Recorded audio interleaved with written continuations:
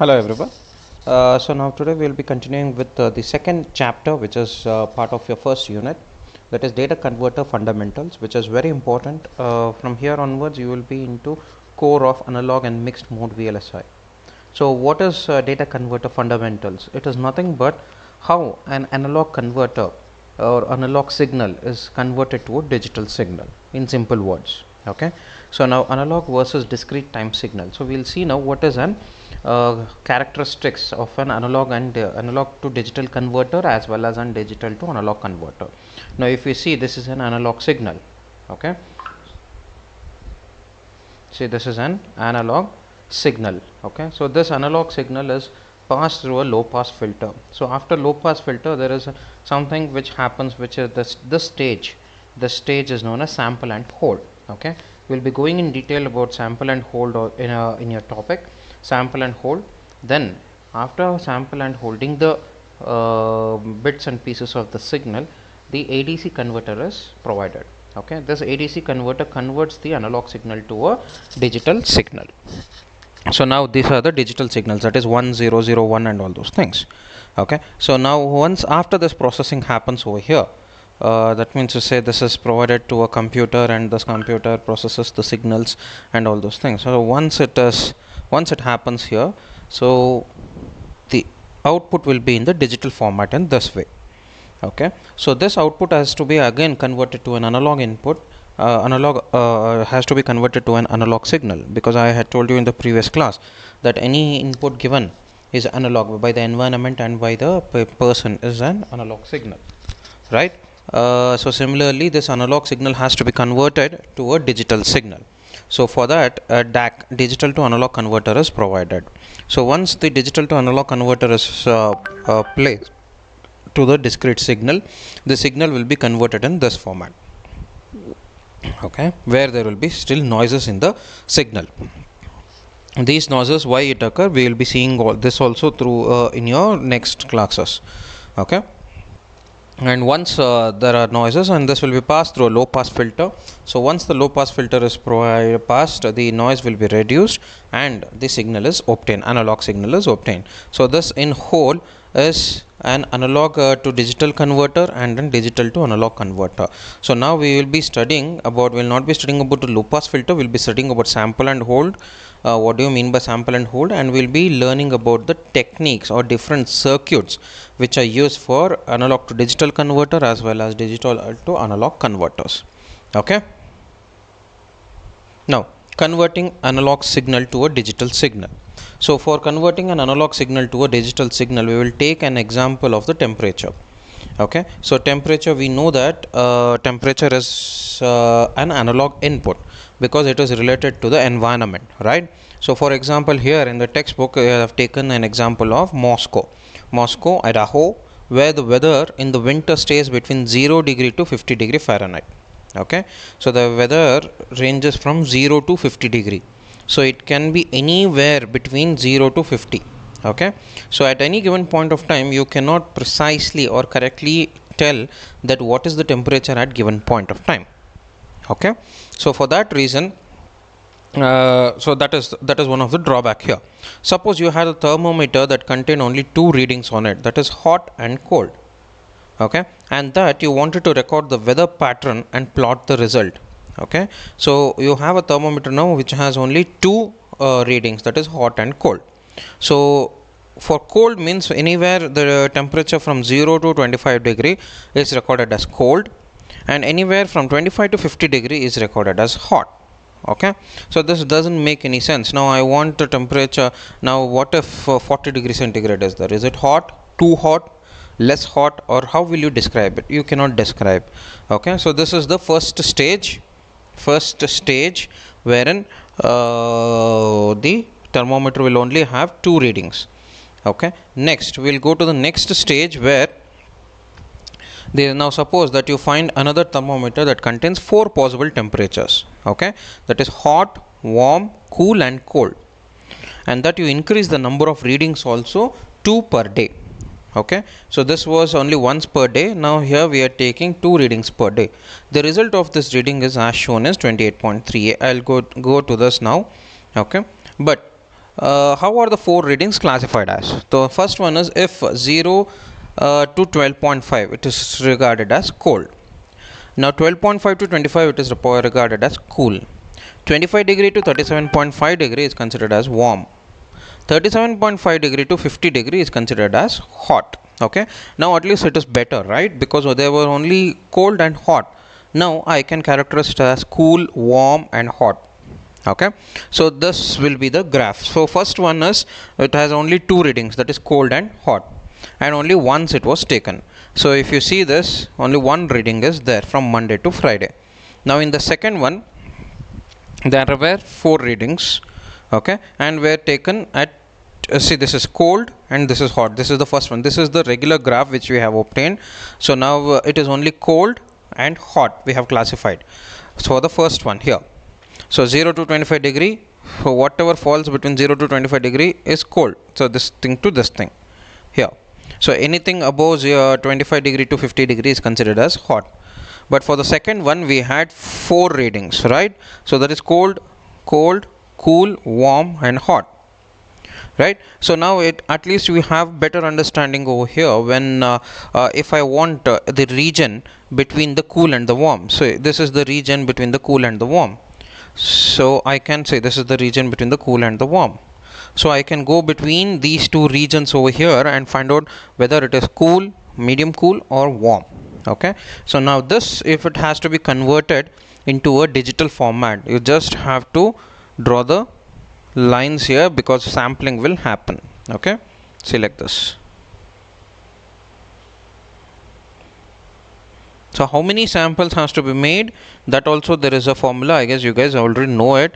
Or sometimes oversampling will occur, sometimes undersampling will occur. So to avoid it, better sampling techniques will be used. Okay, so sampling will happen. So once the sampling is happened, it will look like this. Okay, so now you can check, there are different points also here. If you can zoom and check here. Now if I want a temperature at this point, so precisely I will be getting the temperature here between these and there, between this point and this point. If the temperature is 5 degree difference, there is a 5 degree difference, so I can precisely say that the temperature is between 5 degree. So if suppose the lower one is 12 degree and the upper one is 12.5, so I can say that at that point of time the temperature was 12.5. okay, so this is one of the form of converting an analog signal to a digital signal. And next we will see for 6, so this is the 4 readings which will happen. Okay, so now that's what sampling frequency, that's f sampling is given by 2f max. That is the Nyquist criteria, defines how fast sampling rate needs to be present to present an analog signal accurately. This criteria requires that the sampling rate be at least 2 times the highest frequency contained in the analog signal. Okay, so this is how the analog signal will be classified, will be converted to a digital signal. Okay, so when asked about this, you have to give both the examples converting analog signal to a digital signal and you have to explain. Okay, so now next one will be sample and hold characteristics. Very important this is. Just give me 1 minute.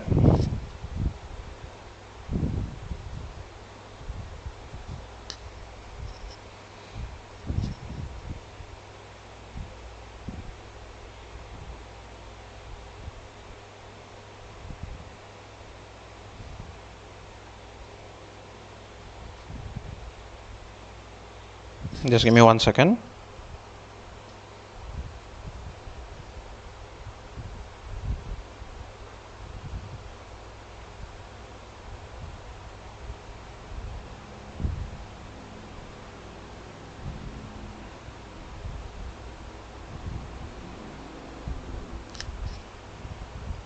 Okay, now sample and hold characteristics. Now sample and hold characteristics, as we saw, is one of the important procedure in converting from analog to digital converter or from digital to analog converter. Now what exactly is sample and hold? Sample and hold circuits are critical in converting analog signal to digital signals. Okay, behavior of sample and hold is analogous to that of a camera. its main function is to take a picture. For example, if we take a camera, its main function is to take a picture of the analog signal and hold its value until the analog to digital converter can process the conversion. Okay, important. Okay, unless and until it will finish the conversion. So it is like a camera. So what it does is, if the signal is passing like this, okay, so this signal will already be divided into digital form like this. So the signal will be like this, dots. So this dots will be held photo captured. Okay, the signal, the moving signal like this will be held. If you see in a CRO, there is something known as hold function. So the moving signal will be held at that point, at that place. So when it is held at that place, what happens is, the analog to digital converter will have a better acquisition of the signal, and when there is a better acquisition of the signal, the conversion can happen fast. Okay, that is why sample and hold circuits are used. Okay, that is the simple example. Okay, now analog signal is constantly captured and held until the next sampling period. However, a finite amount of time is required for the sampling to occur. During the sampling period, the analog signal may continue to vary. Thus, another type of circuit is called as track and hold. Okay, so when the signal is held at one place, even then there is a possibility that slight movements will occur. Okay, and the signal which is moving would have already moved ahead. So another circuit is used which is known as track and hold. So that means to say, as the name itself says, it tracks that particular circuit and it holds that particular circuit till the conversion happens. Okay, here the analog signal is tracked during the time required to sample and signal, as seen as I will show you the figure. It can be seen that sample and hold circuit operates in both static mode and dynamic circumstances. Okay, thus characteristics of sample and hold will be discussed in the next contest. So this is the sample and hold. See, as you can see this, so this is the analog signal, right? So analog signal is converted into discrete signal by sampling, right? So when what happens is, during the sample and hold, it takes up a photo of the entire signal. It takes up the photo of the entire signal. So once the photo is taken, you can see this. The signal is held at this point. Signal is held at this point. Signal is held at this point. At this point, wherever the point is there, the signal will be held at that point. So you can see this. See, this is the analog signal. So this is the sample and hold output. So you can see that the signal, the circuit actually holds that particular signal from this point to this point. Okay, this is the sampling mode.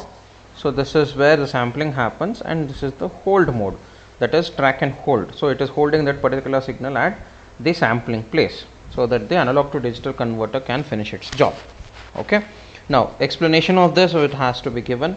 So sample mode, once the sampling command, this is command,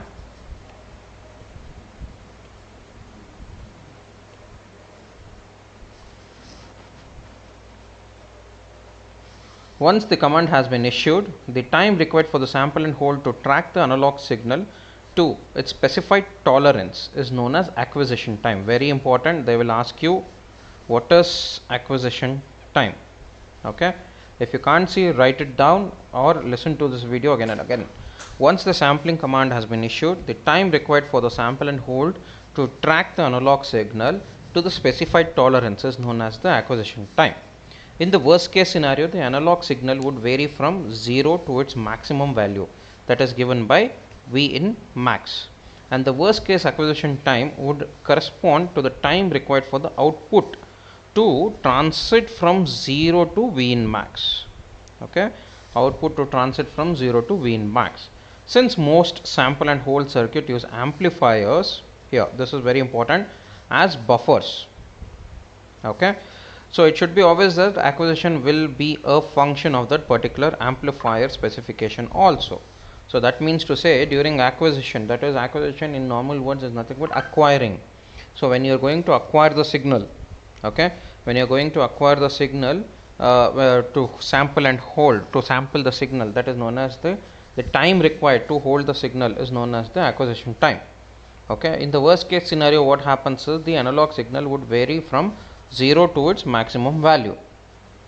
Okay, 0 to its maximum value.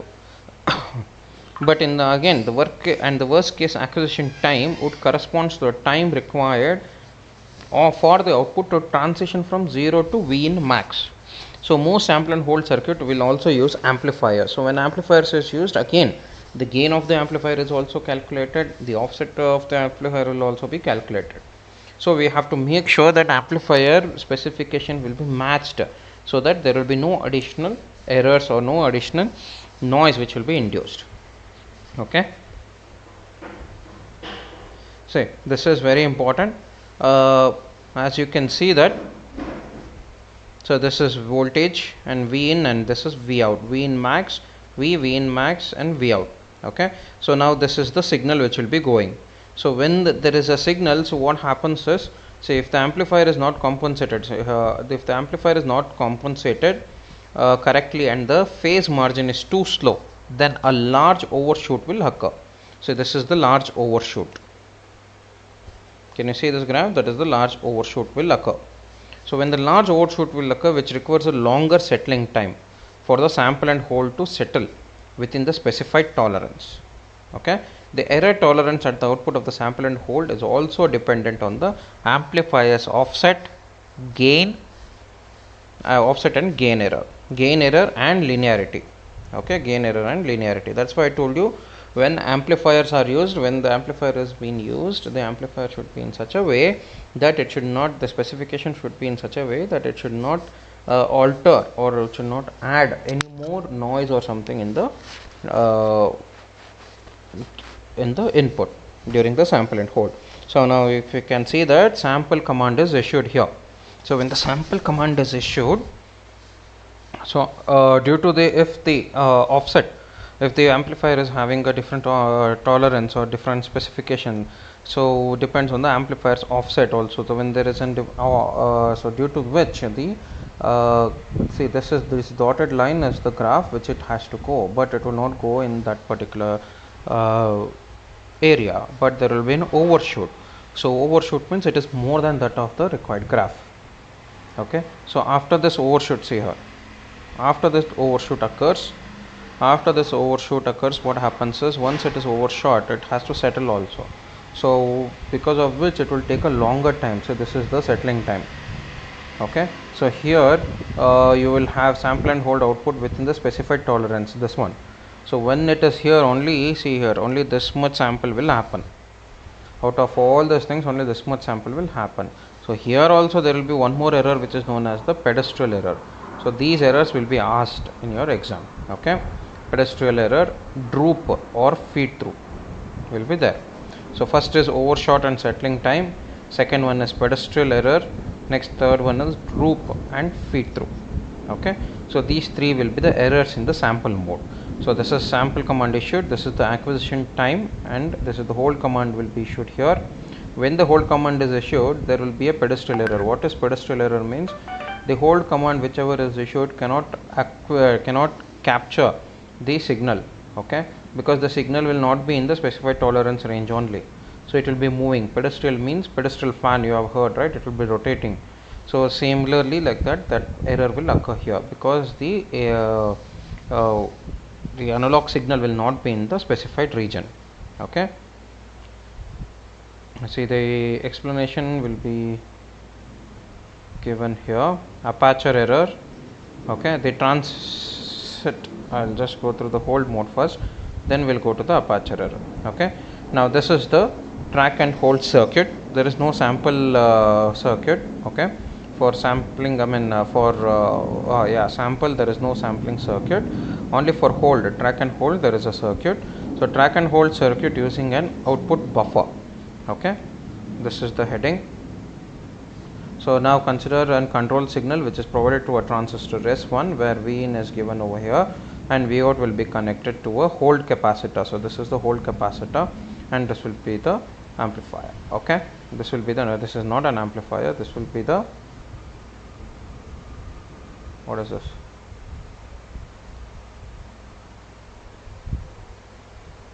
this will be the, I'll come to it later. This will be the, okay, 741 something is there. Okay, I'll come to it later. So this is the track and hold circuit, so which will be connected in this format, where the amplifier, this is actually an amplifier will be having a feed through over here, that is V out. Okay, the feedback will be provided, and then so V in will be over here. So whenever V in is provided, the transistor will be the control signal, depending on the control signal, the V in will be passed from this end to the this end. Okay, because it will act like a switch. When it is passed, what happens here is the capacitor which will be placed here, that is the hold capacitor, will hold that current over here, and that's how the signal will be held. Okay, so what happens is, during the pedestrian error, what happens is, even though there is no control signal which will be provided here, if there is any current which is already stored in the capacitor, it will be passed through in the reverse direction. So when it is passed through in the reverse direction, again the current will start flowing in this entire circuit. So when it is not needed also, the entire circuit will act as a track and hold circuit with a buffer. Okay, yeah, this is a buffer, by the way. Okay, so this is what it is. And next is the hold mode.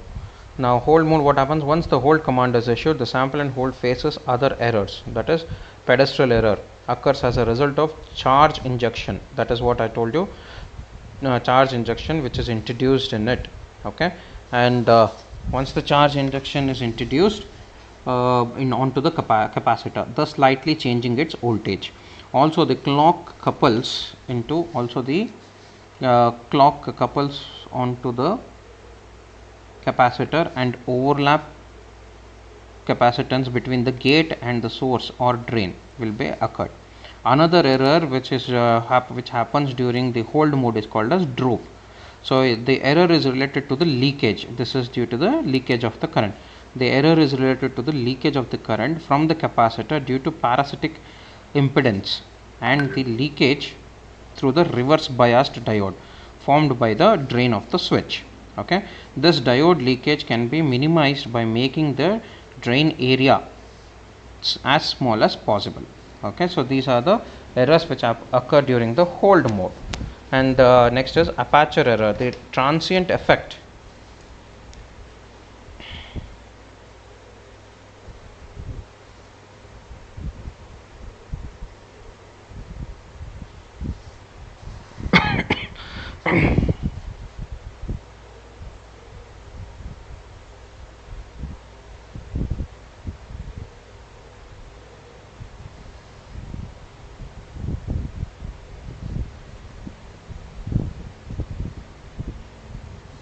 Okay, aperture error occurs, a transient effect that introduces error occurs between the sample and the hold mode. Okay, a finite amount of time, referred to as aperture time, is required to disconnect the capacitor from the analog input. The aperture time actually varies slightly as the result of noise on the hold control. Okay, so here the Xerox is little bit on the hold control, and the value of the input signal, since the switch will not turn off until the voltage becomes less than the value of the input voltage. Okay, therefore this effect is called as aperture uncertainty or aperture jitter, as a result of which the aperture error will occur. Okay, I have already explained that, it's just in the textual format. See, this is the hold mode. I'll tell you, see, this is the hold mode control signal. Okay, so there will be also noise induced in it. Now what happens is, it had to be sampled here, but due to this noise which is provided, the sampling will happen here. Okay, the distance between this and this is known as error in sampling. So the distance between this sampling and this sampling is known as aperture uncertainty. That is, the aperture was uncertain whether to capture the signal here or to here. Sometimes what happens because of this, some important information which might be over here will not be sampled at all, and it will be sampled somewhere else. So that is what the aperture error is. Okay, the error can be tolerated is directly related to the resolution of the conversion. That's what I told you, how important it is. Aperture error will be discussed in later. Okay, so this is again the same. Next, digital to analog converter specifications. Okay, probably the most popular digital to analog converter application is the digital audio compact disc player. Here, digital information stored on the CD is converted into music. Okay, so as you can via a high precision digital to analog converter. Everyone are using your mobile phones now, but in earlier days there was cassette players. Okay, cassette players or CD players. So the CD player is nothing but the analog output is provided from the CD, which is stored in a digital format. Okay, so that is what is a best example for a digital to analog conversion. So now this is the block diagram of a digital to analog converter. Once again,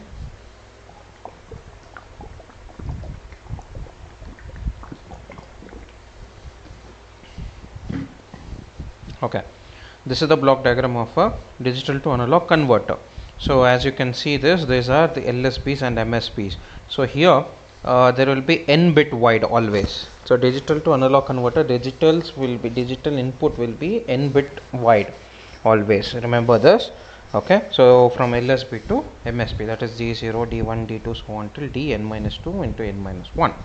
Next, the output will be provided in single format because digital is converted to an analog output, that is single output. Multiple inputs, single output. Okay, for the digital to analog converter, from the analog to digital converter, it is the reverse. Okay, and everything is controlled by a V reference voltage. Okay, so many characteristics defines the DAC performance. Each characteristics will be discussed before we look at the basic architecture.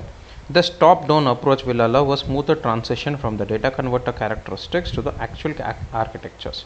Since most data converters have similar performance limitations, a discussion of some of the basic definitions associated with the DAC follows. It should be noted that DAC and ADC can be either voltage or current as its analog signal. For purpose of describing specification, it will be assumed that analog signal is a voltage. Okay, so for understanding, we will consider now analog signal is a voltage. A block diagram of DAC can be seen in 28.9, that is this one. Here an n bit digital word is mapped into single analog voltage. Typically the output of the DAC is a voltage that is some fraction of a reference voltage. Okay, so that is V out will be given by V reference, okay, into F, where V reference into F, that is fraction of V reference voltage is also considered, where V out is the analog voltage output, V reference is the reference voltage, and F is the fraction defined by the input word D. Okay, that is n bit wide. The number of input combinations represented by the input word D is related to the number of bits in the word by number of input combination is 2 to the power of n. So that means to say a 4-bit DAC has 2 to the power of 4, that is 16 total input values, a converter with values. Okay, so from now onwards resolution means will be converted in based on bits. Okay, a converter with 4-bit resolution must be able to map a change in the analog output which is equal to 1 part in 16. Okay, that is 2 to the power of 4, that is 16 total inputs will be there.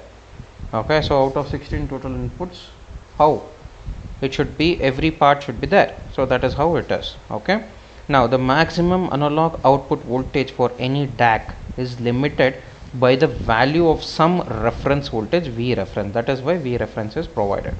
Okay, if the input is a n bit word, then the value of the fraction F can be determined by, so value of the fraction F is equals to, this is D, this whole thing is D. Okay, D by 2 to the power of n. So now if we consider a 3-bit DAC, okay, where D is nothing but, n is nothing but 3. Okay, so now D is an input word, so this input word I will be giving as 100. Okay, so we'll see now. So F, a fraction of F will be given by D is 100, by 2 to the power of 3. So if you take 100, what is the number in binary? It is 4. So 4 by 8. So that is 4 by 8 is nothing but how much? 4 by 8. Okay, so f is 4 by 8. Now if we come to v out, now v out is given by f into v reference, right? So f we have got here 4 by 8. 4 ones are 4 twos are, that is 1 by 2 into v reference. So what is the v reference given as? 5 volts. 5 volts. Okay, so 4 by 8 into 5, that is 2.5 volts. So this 2.5 volts is very important. You have to remember how we calculated this. Okay, you always have to remember the v out. V out is f into v reference, where f is given by d by 2 to the power of n into v reference. Okay, to find out one LSB to n number of LSBs or MSBs, you have to remember this formula. Okay, now see, this is how that will be implemented. V out by v reference, V out by v reference, and this is the digital input code. Okay, so if we see 0 0 0, so if we go for v out is what? F into v reference, f into v reference. V reference is 5 volts. Okay, now for f, what is f? D by 2 to the power of n. So if we take for 0 0 1, 0 0 1 by 2 to the power of n is nothing but 3, that is 8. So what is the value of 0 0 1 in binary?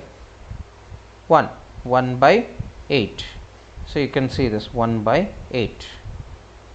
Okay, similarly now if I go for 0 1 0, it will be 2 by 8. Okay, similarly 3 by 8, 4 by 8 and 8 by 8.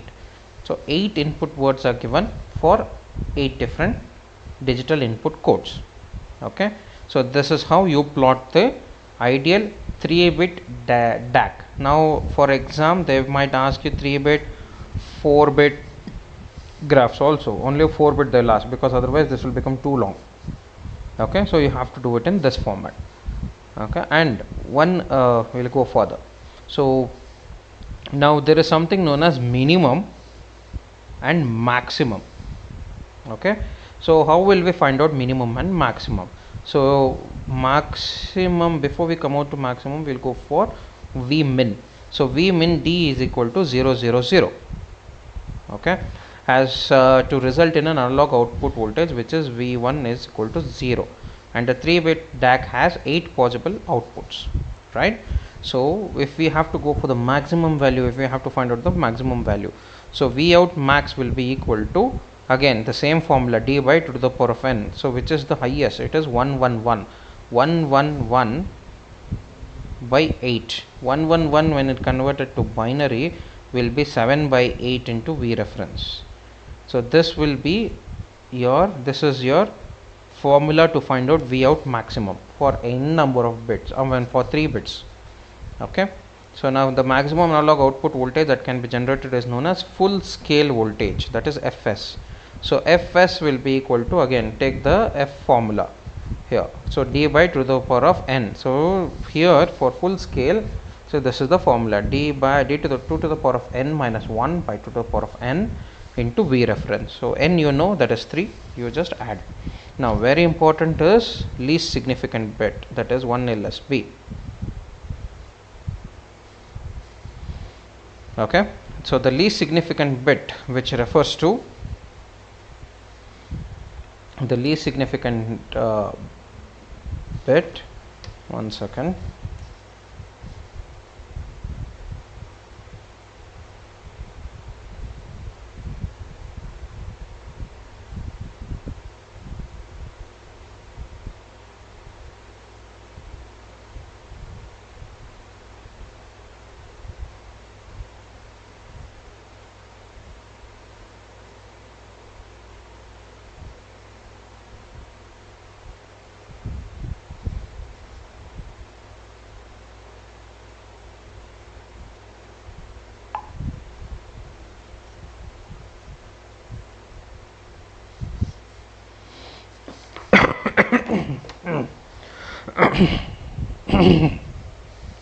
the least significant bit. So 1 LSB is known as 1 by, say this is again, if you take 1 LSB, the same formula you take, so V out is equal to F into V reference, that is d by 2 to the power of n. So 1 is 001, that is 001 by 2 to the power of n means 8. So 1 by 8 into V reference. Okay, that is same thing is in a generalized format. So 1 LSB equals 1 by 2 to the power of n into V reference. Always remember this, and 1 by 2 to the power of n for a 3-bit DAC is given by 0.625. Okay, so 1 by 2 to the power of n, that is 1 by 8 into 5. So 1 by 8 into 5 is nothing but 5 by 8, that is 0.625. This remains constant almost for all 3-bit DACs. And mostly they will ask you 3-bit DACs only, because 4-bit and 5-bit DAC will be very bulkier. Okay, so the most significant bit MSB, you know what is the MSB now. MSB is, this one is the MSB, that is V out max, that is 7 by 8 into V reference, and 1 LSB is 1 by 2 to the power of n into V reference. Okay, now so small example, the same thing will be there. Now we will see this example. Find the number of input combinations values for 1 LSB, the percentage accuracy and full scale voltage generated for a 3-bit, 8-bit and 16-bit DAC. Now what all he has asked? He has given now resolution. Resolution is nothing but your number of bits. So he has given you 3-bit, 8-bit and 16-bit. Now input combinations. Input combinations are 2 to the power of n, 2 to the power of 2 to the power of 3, 2 to the power of 8, 2 to the power of 16. Okay, 2 to the power of 3, 2 to the power of 8 and 2 to the power of 16. So this is your input combination. So how will you calculate 1 SP now? 1 LSB. 1 LSB is given by V reference by, this is 1 LSB. 1 LSB is V reference by 2 to the power of n. So V reference is nothing but, how much is the V reference as per that this one? V reference is 5 volts. So 5 volts by 2 to the power of n. 5 volts per 2 to the power of n is nothing but 8. So 5 by 8 is 0.625 here. 5 by 256 is 19.5. 5 by 65,560 is 76.29. Okay. Now percentage of accuracy. How will you calculate percentage of accuracy? So accuracy is given by, one second. This will come in further. Okay. This will come in the further thing. I'll inform you about this accuracy. Okay, so accuracy will be there. Next, VFS. VFS is nothing but voltage full scale. So voltage full scale is here. Voltage full scale is given by 2 to the power of n minus 1 by 2 to the power of n into V reference. Okay, so employ all these things and just calculate directly for all the bits. Okay, now next we will have two kinds of errors here, that is DNL error and LNL error. Okay, so DNL is nothing but differential non-linearity.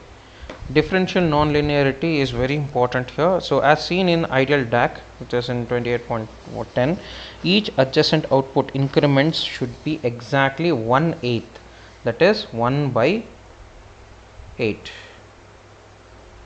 Okay,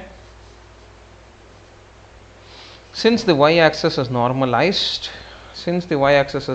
the value for the increment height will be unitless. However, the increment height can be easily converted to volts by multiplying the height by V reference, that is 1 by 8 into V reference, 1 by 2 by 8 into V reference. You can convert all these things, all these words, okay, into voltage, right? This corresponds to the ideal increment corresponding 0.625 volts, that is 1 LSB. Now non-ideal components using the analog increments to differ from their ideal values. The difference between the ideal and non-ideal values is known as differential non-linearity or DNL. Okay, very important. DNL is equal to actual increment height of transition minus ideal increment height. Okay, DNL is actual increment height of transition n minus ideal increment height, actual height minus ideal height. Okay, means to say what happens is when there is an increment from one point to another in the graph. So if this is the graph, so these are the points. Okay, actually it has to jump from this point to this point. Okay, that is actual increment height of transition, which what has happened, but ideally it had to go in a straight line and it had to touch like this. Okay, because see, this is, if you take it like this, the ideal graph is straight. Okay, so this is the ideal, from 0 it is straight. Okay, but actually it is not straight, it is like this because of the non-linearity. That is the non-linearity which you have to find out. Okay, so that is actual height of transition minus ideal height of transition. So we'll see a small example now over here. So define DNL for a 3-bit non-ideal DAC whose transfer curve is as shown. Assume 5 volts as this one. See, this is the graph. Okay, so as you can see, there are two lines. One is a straight line, ideal slope, and one is the actual transition which has happened. So your question will also be like this.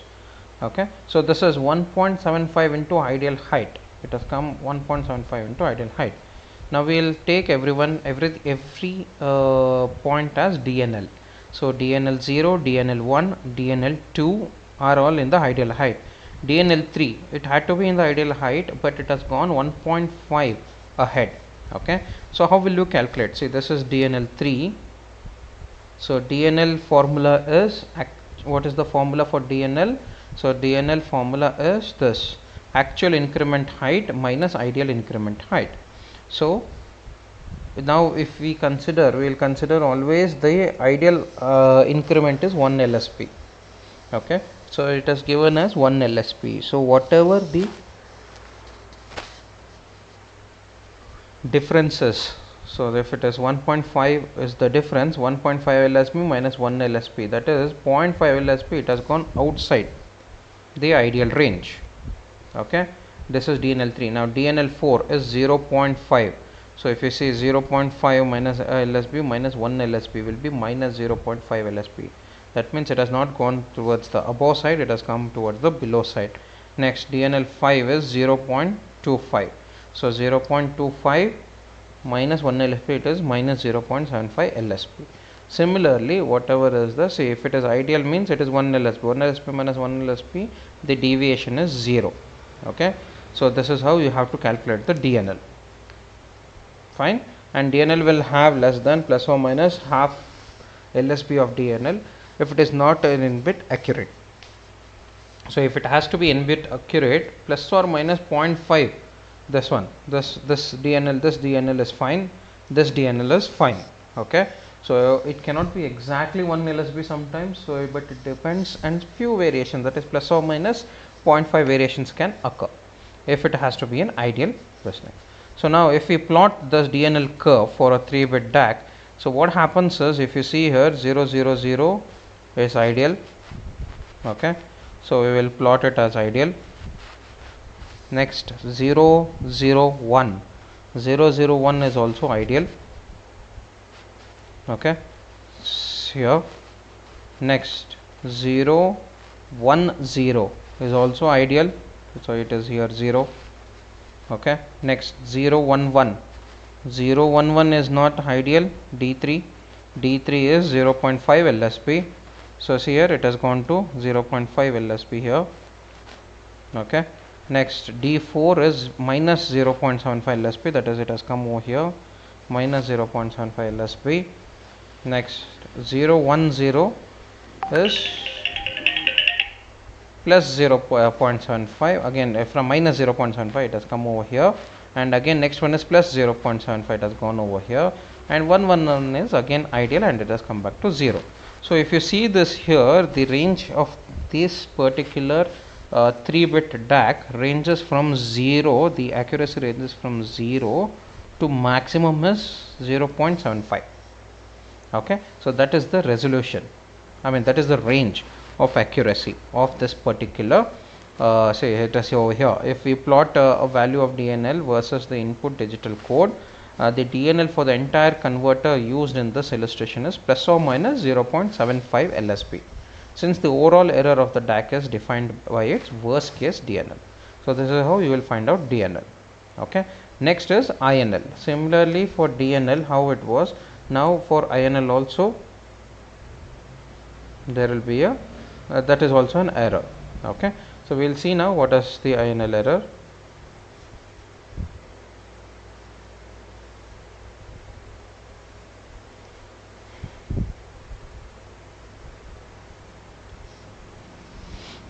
Integral non-linearity. INL is also called as integral non-linearity, another important static characteristics. Okay, now let's see one second your syllabus. So we finished sample and hold characteristics.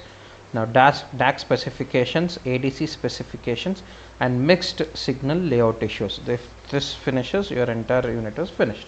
Your first unit is very big. Okay, integral non-linearity. So another important static characteristics of a DAC is called as integral non-linearity, that is an INL, defined as the difference between data converter output values and a reference straight line drawn through the first and the last output value. Okay, so first what happens is, integral non-linearity is defined as the difference.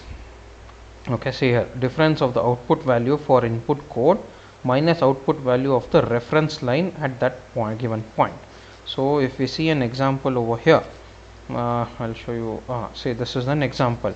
So what happens is, see, this is a ideal line which is drawn, straight line through first and the last point. Okay, so as it is the computer, I'm not able to draw the straight line. Okay, see this dotted lines, see this is the straight line. So any points within this straight line, so I will draw my own. So any points within this straight line is called as 0 INL. It's said to be having 0 INL. Now any points, see these points are outside this line like this, so which is said to have an INL. So how do you calculate that? We will see. Okay, so that is again slope, average obtained slope minus the ideal slope, that is.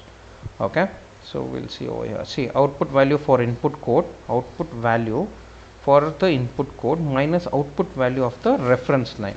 See, if this is the reference line, output value of the input code, this is the output obtained for the input code. Okay, minus the distance from the line, reference line.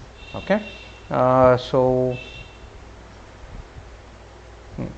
if we take this as an example, determine the INL for the non-ideal 3-bit DAC as shown. Assume V reference is 5 volts. Okay, so now this is the same graph which you had drawn earlier for different thing. So these are the points which are there. Now as much straight as possible, what are the points? We will just draw a line like this, straight. Okay, so yeah, straight like this. So whichever point falls in this line are all ideal. Whichever points which does not follow in this line are not ideal. So this is already done, and they have already given you that is 0.5 LSB, it is outside, 0.5 LSB it is outside, minus 0.75 it is inside. Okay, so that is how we have to calculate now. Similarly, like DNL, again INL 1, INL 0 is 0, INL 1 is 0, INL 2 is 0, INL 4 is 0, INL 6 is 0, and INL 7 is 0. Okay, so INL 5 has issues here. INL 0, INL 1 has issues. Okay, 2 is ideal, 3 has issues, 4 is ideal, 5 has issues, 6 is ideal, and 7 is ideal. So we will see now what are the issues. So now we will see over here INL. See here, you can see this INL 1 is 0.5 LSB. Okay, which is given in the question, 0.5 LSB. So by the same reasoning, INL 5 is minus 0.75 LSB. Therefore the INL for the DAC is considered to be in the worst case. Okay, now we have to just minus this one by the ideal ISP. So that is 0.5 minus ideal, that is 1 LSB.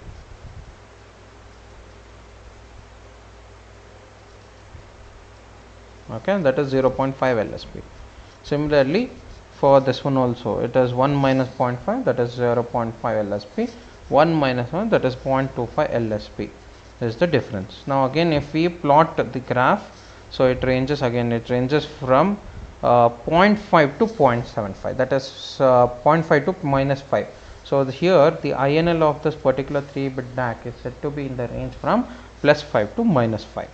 Okay, so this is how you will calculate. Next is the offset. Offset is caused by the analog output should be 0 volts for D equals 0. However, an offset exists if the analog output voltage is not equal to 0. This can be seen as a shift in the transfer curve as shown. Okay, this specification is similar to the offset voltage for an operational amplifier, because they use an amplifier, that's why there will be an offset voltage over here. Ideally it should be 0, but for D equals 0, but it will not be 0, it would have moved little. I'll show you the graph. It is there. See here, this is the offset. See, it had to be 0 over here, but the 0 is started from somewhere over here. So when it is started like this, the entire graph is only wrong.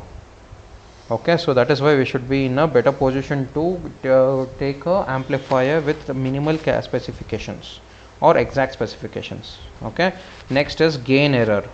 Now gain error exists if the slope of the best fit line, okay, through the transfer curve is different. Don't worry about this. Gain error is nothing but ideal slope minus actual slope. Ideal slope minus actual slope. See, this is the gain error. See, whenever you join all the points, there is a different line like this, but this is the ideal line. So difference between this and this slope is known as the gain error. Okay, so ideal slope minus the actual slope. Now latency. This specification defines the total time from the moment that input digital word changes to the time the analog output value has settled to with specific tolerance. Latency should not be confused with settling time. You had settling time in sample and hold. Okay, since latency includes the delay required to map the digital word to an analog value plus the settling time. Okay, next, signal to noise ratio. You guys already know that what is signal to noise ratio. Next, dynamic range. Dynamic range is defined as ratio of the largest output signal over the smallest output signal. So when you saw that graph over there, from 0, the dynamic range of that particular DAC is from 0 to 0.75. okay, so similarly this is done. Okay, next, ADC specification, that is analog to digital converter specification. So this will be your next ADC specification over here. Okay, so ADC specification. Now what do you mean by ADC? ADC is nothing but analog to digital converter. So earlier till now we were seeing about the DAC, now we are seeing about ADC. Okay, that is analog to digital converter. So we will see now what is analog to digital converter.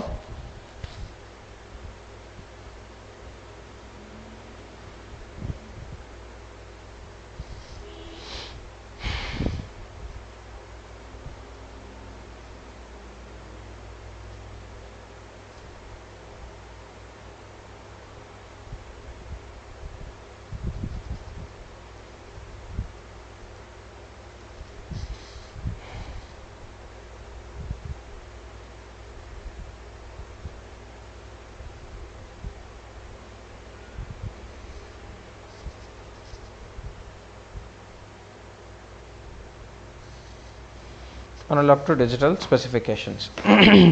Many of the specifications that describe ADC are similar to those describe DAC. Okay, it is almost the same except for the INL and DNL changes.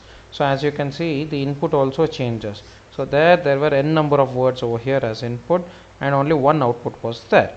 Now here only one input is there and many outputs will be there. So this is digital input is only one, so analog outputs will be many depending on the LSB and NMSB. Okay, so as you can see, this is only one, so the errors will also be different over here, that is INL and DNL error. Okay, so here we will be using a staircase wave. Sorry, we will be using a staircase wave. Okay, rather than the straight line, here it will be in the form of a staircase wave, ideal step width. Okay, so ideal step width is given by this. So now again, if you can see the difference over here, one second.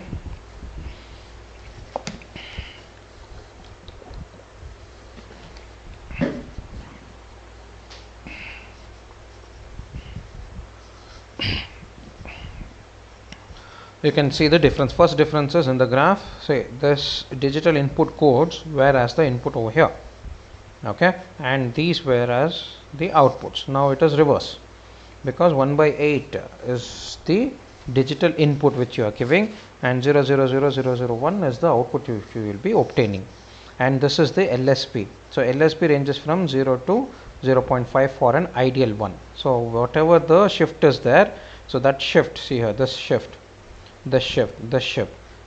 is just plotted over here. So whenever this changes, this graph also will change. Okay, it is corresponding to quantization error. So this is the ideal one which you have to write when asked, and you have to explain this one. Okay, and then 1 LSB is again this is the same, the calculation remains all the same. 1 LSB is 0.625. Okay, the value of 1 LSB for the ADC can be calculated with the same equation, and is the ideal step width 1 by 8, okay, versus the height of the DAC multiplied by V reference. Therefore V reference is 5 volts, so 1 LSB is 0.625. okay. So next, quantization error. You will get in quantization error since the analog input is a infinite valued quantity. Okay, since the analog input is an infinite valued quantity and its output is a discrete value, an error will be produced as a result of quantization. Okay, this error is known as quantization error, that is QE. Is defined as difference between the actual analog input and the value of the output. Okay, that is the staircase. So QE is given by V in, that is the ideal one, minus the staircase, minus the V out, okay, on the staircase, where the value of the staircase output V staircase can be calculated by, now what is V staircase? V staircase is D, that is word 0000001 ideyala adu, D into V reference by 2 to the power of n. Okay, so what is V reference by 2 to the power of n in the previous one is 1 LSB, that is 1 by 2 to the power of n into V reference. You remember it is 1 called as 1 LSB. So it can be written as V staircase is D into V LSB, that is 1 LSB. So 1 LSB is 0.625, you know it. So V staircase is, if D is the input, so whatever the input they have asked, you just multiply with V 0.625, which gives your V staircase, and whatever V in is there, just put it here and minus it, you will get the quantization error. Hope I am clear with this. There is a problem also, we will explain with the problem. Next, differential non-linearity. Again DNL will be here. So what happens here is the same thing. So actual step width, so you can see this here, DNL is actual step width minus the ideal step width. Okay, is almost the same. So if we see over here, again ideal step width 1 by 8 into V reference, that is 1 by 8 into 0.5, that is 0.625 is equal to 1 LSB. So if we go for the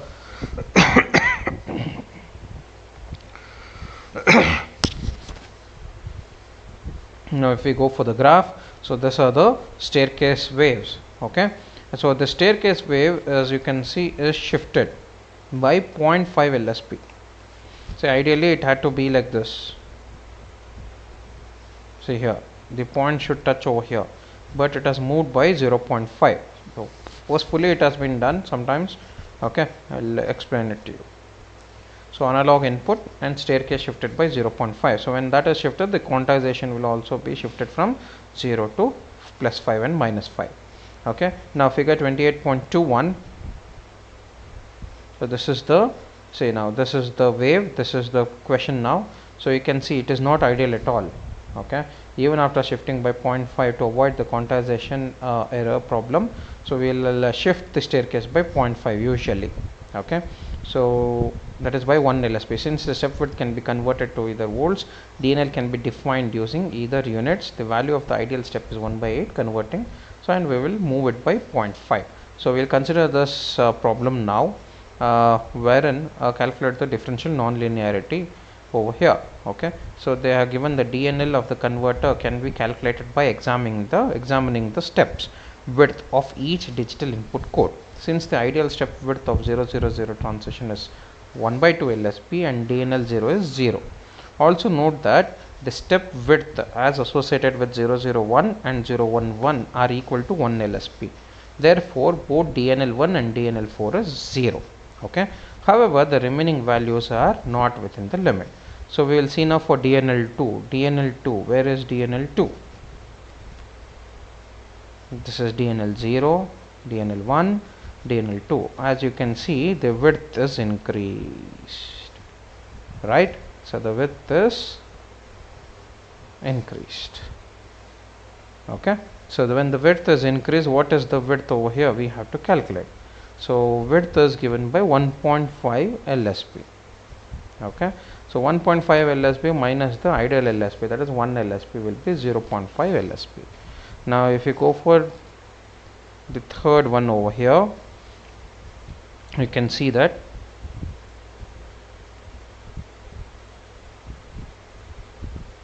here, this one, this is given by how much? 0.5 LSB. So 0.5 LSB minus 1 LSB is minus 0.5 LSB. Next again for D5, again it will be given, so 0.5 minus 0.5 LSB, 0.5 LSB, and D7 is on the line. So since the ideal step width is 1.5 LSB wide at this co-transition, so it is on the line, so it is 0 LSB. So if you can see over here, it is calculated, it is written in this format. Okay, this is how you calculate DNL. These values will be given to you, these values. So you just have to minus it by 1.5 1 LSB, and you have to just write the curve also. Okay, missing code. Sometimes what happens is, you can see the missing codes. It will jump from here. It had to be over here somewhere, but automatically it jumps to here. This is fine. Again, it had to jump to here, but there is a missing code over here. It automatically jumps to the next word. So this happens due to some errors.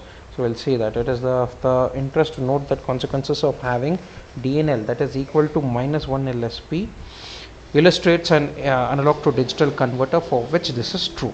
The total width of the step corresponding to 101 is completely missing. Thus the value of DNL3 is minus 1 LSB. Any ADC possessing a DNL that is equal to minus 1 LSB is guaranteed to miss one code. Okay, so anything greater than, anything having the minus 1 LSB, that is if you have 2 LSB minus, if you want to calculate the DNL, so DNL, if the jump is more than 1 LSB, then it will not be possible for that to get it. Okay, so that is why there will be a missing code. So that missing code can be found out. Okay, next, integral nonlinearity, that is INL. So again, INL is given by the same actual minus ideal. So if you can see this, there is a problem also over here, figure 28.23. So the same thing has been given already. So as you can see, the straight line which is through the end of the transition, this is the ideal and this is the actual. So ideal minus actual. So if you can see this, INL 0, INL 1, 2, 4, 5 are all on the same line. So here, as you can see, INL 0, 1, 2, 3, 4, 5 and 7 are on the line. So INL is equal to 0. But whereas INL 3 is having a difference of 5 by 16. Okay, so that is INL 3 is 5 by 16 is the obtained one, but ideal it had to be 3 by 8. So 3 by 8 minus 5 by 16, that is 1.1 by 16. So 0.5 LSB difference is there. Similarly here also. So what is the difference over here? So that difference will be given, just minus it by the your actual one. Okay, ideal one. So this is the ideal, 5 by 8 it had to be, but it is not at 5 by 8. It has moved from 5 by 8. So how much it is moved? They would have given like this, 5 by 1 6. So minus that with this into 5 into V reference, you will get it. Okay, we'll get the INL. So that is very simple, I guess. So INL and DNL is finished, and with ADCN this one is finished. Again, offset and gain error are all the same. See here, you can see offset error is like it had to start from 0, it is not starting from 0. And then this one is also the same. Gain error, it had to go from the straight line, it is not going from the straight line, it is greater than 1 or is equal to 1. Okay, it is the same as that. Next, mixed layout signal issues. Mixed signal layout issues is nothing but while designing, then say if this is the this is your mobile phone, so it has a circuit board inside. So while designing a circuit board, you should consider all these components. That is what it is called as mixed signal layout issues. Means when you have to incorporate both analog signal as well as digital signal in one particular circuit, you should make sure that there are some rules. Okay, that you have to follow some rules. What are the rules and how it has to be placed? That is what this is about. This is only diagrams you have to write, very important. Okay, so first is the floor planning. You will do the floor planning. Next is the power supply and grounding issues will you give separately for analog separate and digital separate. Next, fully differential design or matching will be done. Next, guard rings will be placed. If suppose both analog signal and digital signal will become very close to each other, when there is no other place that you can take it, so that point of time you have to add the guard rings so that you can guard from the analog signal to the digital signal. Next, again shielding. If one has to go one top of the other, then shielding has to be done. Next, interconnect considerations. When you are connecting when you are doing an interconnect, so you have to do some considerations there, and you have to make sure that the analog signal and the digital signal will not mix. So we'll study in detail. Floor planning is nothing but again the planning of the entire thing. So as you can see, this output drivers will be placed on the outputs, that is towards the end. Okay, sensitive analog inputs will be placed on one end, so input analog and output drivers. Okay, so medium swing analog will be there, high swing analog will be there. So when there is a high swing analog over here, it has to be a low speed digital, because these both because this is also high swing and if this is also high speed digital, there might be possibilities that they both might collide. Okay, the areas the frequency which is emitting from those the radiations which is emitting from those signals might coincide with each other. So this is how you have to make the floor planning for the mixed signals. Okay, next, power supply and grounding issues. So when making sure that power supply, see this is the power supply for this is the analog circuitry and this is the digital circuitry. Okay, so if this is the pin and this is the power supply, so pin is given and this is the inductor, pad will be there to on and off or to regulate the current. So resistance Rn will be here, Ra will be here. So analog and digital circuit. So this will not be possible, because when analog is not working, I mean the split between split over here might not guarantee the exact current flowing through the digital circuit. Okay, so that is why it's a second option came where we'll give a second input like this. Okay, but suppose I need my analog circuit to be turned off. So if I turn my current off over here, even digital circuit is turned off. So again, this is not an issue. So what we can do, you can give separate pins, separate switches and separate circuits. So this will be a better option. Okay. that is what is given in the entire thing. Next, fully differential design. So fully differential design is nothing but using stray capacitance to provide, say, noise sources here. Stray capacitance will be provided showing parasitic coupling to noise sources. Okay, that is the fully different. Next, guard rings and shieldings. So this is the guard rings. Okay, see metal one is here. Okay, and the try to analog ground, and this is the digital signal. See, this is the analog signal, these ends are the analog signal. There is a guard ring over here, then digital signal passes, again there is a guard, and again analog signal passes. If you see a cross section view, so you can see that insulator, one is analog signal, one is digital signal, one is insulator, one is digital signal, similarly like that, in a sandwich manner. Next, this is a dummy metal strip to provide shielding. So what happens is, if this is going to analog and if this is going to digital, to ground we will place one over here. Okay, that is, we are dividing, we are not allowing both the analog circuitry and the digital circuitry to come in contact with each other. Next, interconnect issues. We should make sure that to minimize the length of the current carrying paths. Okay, this will simply reduce the amount of voltage drop across the path due to metal 1 and metal 2 resistance. Contact should be used very liberally, wherever whenever changing layers. Not only does this minimize the resistance in the part, but it also improves the fabrication reliability.